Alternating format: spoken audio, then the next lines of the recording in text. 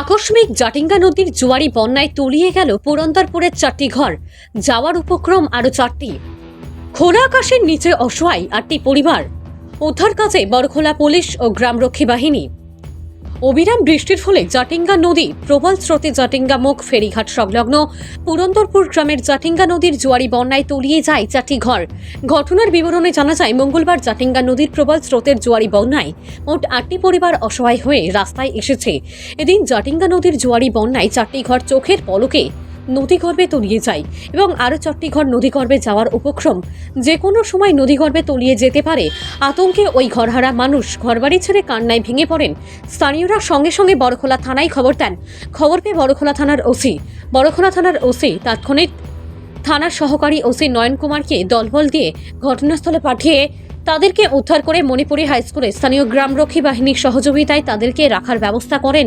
পরে বড়খোলা থানার ওসি রাজেশ কুমার দাস ঘটনাস্থলে উপস্থিত হয়ে অসহায় মানুষগুলোকে সব রকমের সাহায্য করবেন বলে আশ্বাস দেন।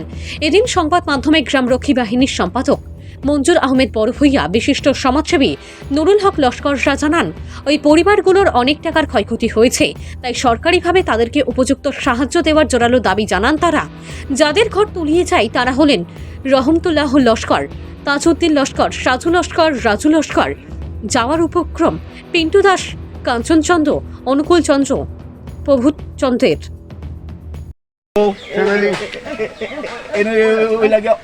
অপছন্দর মা তারা বাড়ি খালকে ভাঙলে দিয়ে তখন তারা খুব অসহায়। তারা কই থাকতা কই খাইতা কিতা করতা, তারা ঘর বাড়ি যখন তারা অর্ধেক ঘর ভাঙলে গেছে। আর অর্ধেক ঘর আজকে আমরা সব গ্রামবাসী মিলি এক ঘর খুলিয়ে তারা সাইকেল লাগিয়া কোন জায়গা কি করিয়া আমরা চাই। আর ওই যে একটা ছেলে আছে, তার বাবাকে মারা গেছে, তারা দুই ভাই, তারা বাবা মারা যাওয়ার আজকে হয়েছে খালি 8 দিন। আজকে তারা সাথে শান্তি হয়ে পড়ছে। আমরা 4টা পরিবার একদম গাঙ্গে জানিঙ্গার নদীর জোয়ারে সব ভাঙে সঙ্গে লিয়ে গেছে কি আমরা কোনো অবস্থা নাই, আমরা বড় অসহায়। আমরা কোনো যদি আপনারা সরকার থেকে কোনো সাহায্য করেন তো আমরা বড় জবাই আমরা কাঞ্চন চন্দ্র আর পঙ্কু চন্দ্র বুঝছো নি, একটা এলো আগে সাধু আসলো ফটিক সাধু নিকিতা, তার মন্দির একটা আছে মন্দির, তারা কিন্তু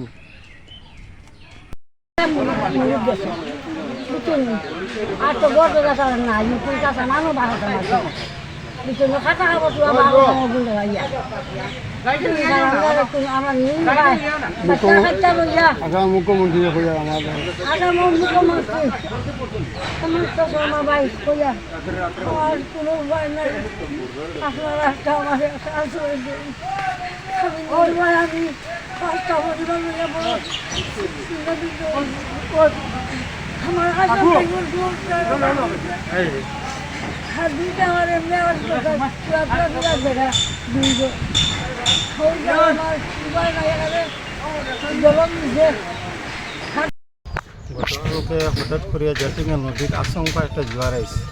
জোয়ারের কারণে আমরা জাটিঙ্গা মুখ ফেরিঘাটের মানে পুরন্দরপুর গ্রামে আর এখানে যে টোটাল 8টা ফ্যামিলি আসলো নদীর ভাড়ো। তো এখানে অ্যাপ্রোচ ফেলা তো মানে জোয়ারে অ্যাপ্রোচটা আমরা ভাঙিয়ে গেছে গিয়া ফেরিঘাটের মানে এত অঞ্চল মানুষের মানে মেরুদণ্ড হিসাবে আসলো আমরা এই অ্যাপ্রোচটা আর কি। খুব কম সময়ে কম খরচে আমরা শিলচর সঙ্গে যোগাযোগ করতে একটা মাধ্যম আসলো।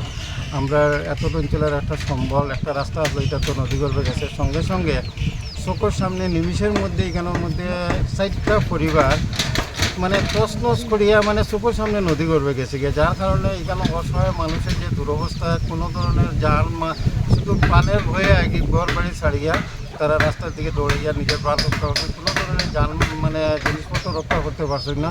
এখানে গৃহবস্তু পশু বা অন্যান্য মানে হাঁস মুরগি অনেক কিছু বাসিয়া নদীর জলের সঙ্গে গেছে গিয়া। এর মধ্যে আরও 4টা পরিবার আছে বর্তমানে একদম মানে বিপদের সম্মুখীন।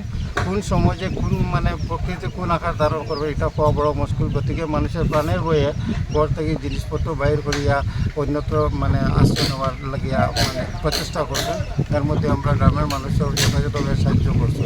তো এখানের মধ্যে যে 4টা ঘর গেছে এর মধ্যে আসলো আমার রহমতুল্লাহ লস্কর হইয়া, তারপরে তাজউদ্দিন লস্কর, সাজু আহমেদ লস্কর আর রাজু আহমেদ লস্কর তারা 4টা গড় টোটাল মানে মুহূর্তের মধ্যে চোখের সামনে এটা নদী গর্ভে বিলীন হয়ে গেছে।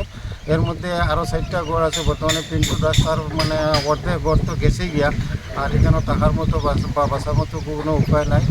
আর এখানে আরও 3টা গড় আছে, যেমন আমার কাঞ্চনচন্দ্র, প্রভুর চন্দ্র এবং অনুকূল চন্দ্র, তারারও ঘর বাড়ি বর্তমানে যাওয়ার উপক্রম। গতিকে তারা প্রাণের মানে রক্ষার্থে তারা নিজস্ব জিনিসপত্র এগুলো উন্নত নেওয়ার লাগিয়ে প্রচেষ্টাতে বর্তমানে আমরা আসাম সরকারের মাননীয় মুখ্যমন্ত্রী তথা আমাদের জেলা উপায়ুক্ত মহাশয়ের দৃষ্টি আকর্ষণ করিয়া যাতে অতি সত্ত্বর তারা পুনর্বাসনের একটা ব্যবস্থা করিয়া দেওয়া হয়, যাতে মানুষগুলা এই গ্রামে জাতিঙ্গা নদীর যে ভাঙ্গন প্রত্যেকটা বছরের মধ্যে 3-4টা ফ্যামিলি নদীর তলে যায়, মানে নদীর তলে যায়। গতকালকে নদীগুলার মধ্যে 4টা ফ্যামিলি গেছে।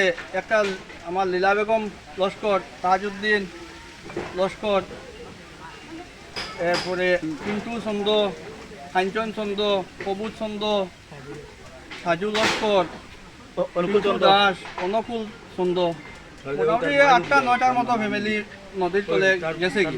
4টা গড় কালকে গেছে, আজকে আরও 4টা গড় অর্ধেক ফাটল দিলেছে। দয়া করে আসাম সরকারের কাছে দৃষ্টি আকর্ষণ করিয়া বলছি যে তারা একটা সাহায্য হাত বাড়াইয়া দেওয়ার লাগিয়া এলাকার পক্ষ থেকে আমি বিশেষভাবে অনুরোধ করিয়া। ঔষধ গড় গড় সব 50% গড় নদীর তলে গেছে গিয়া। জিনিসপত্র সবটা ইয়ে করা যায়। এটা মানুষ ওই যে একটা ছেলে আছে, ওই যে ছেলে আছে, তার বাবার নাম আসিম পঙ্কু চন্দ্র, তার মারা যাওয়ার আজকে 8 দিন হয়েছে। তারা